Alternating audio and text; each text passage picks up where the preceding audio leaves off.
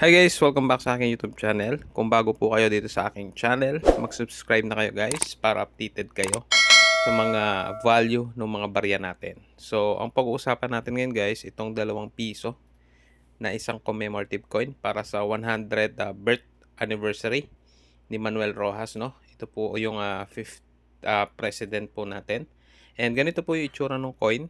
Bilog siya na maliit. And from ano po siya, no? 1992. And ayan po yung kanyang technical specification. Ayan yung kanyang composition, weight, diameter. So, madali nyo naman pong ma-search yan guys kung ang isang coin is meron siyang precious metal, no? Kung gawa ba siya sa silver. Pero ito guys, hindi po siya gawa sa silver.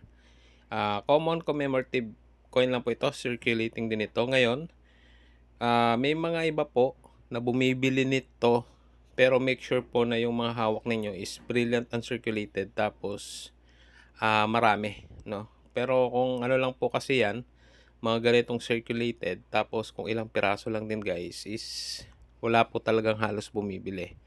So make sure po kung may mga ganitong coins kayo, mga commemorative coins, same sa mga ibang commemorative coins guys. Make sure po na brilliant uncirculated yan. Tapos as much as possible is marami po kasi hindi naman po ganun kalaki yung value nito. Nasa around siguro yung mga brilliant uncirculated nito guys is nasa 30 pesos pababa. Depende na lang sa buyer po, no?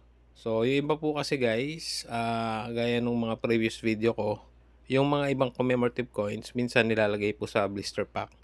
Gumagawa po sila ng private blister pack para at least meron siyang presentation. So, ang kailangan po nila doon is magagandang mga coin. So, yun po yung mga ilan na bumibili ng mga ganitong barya. So, inulit ko guys, kung yung pong hawak ninyo is gaya nitong hawak ko na circulated lang, tapos kung ilang piraso, wala po talaga halos bibili. Tapos, yung mga brilliant na circulated naman, may mga bumibili pa rin guys, sabi ko. Pero kailangan marami. And hindi rin naman din ganun karami yung ano guys, no? Yung mga bumibili nito. May mga ilan lang din na bumibili, especially yung mga gumagawa ng private blister pack. So, yan lang guys, no? At least meron akong na-share ulit sa inyo na idea regarding dito sa barya na ito. And muli guys, maraming salamat sa panonood.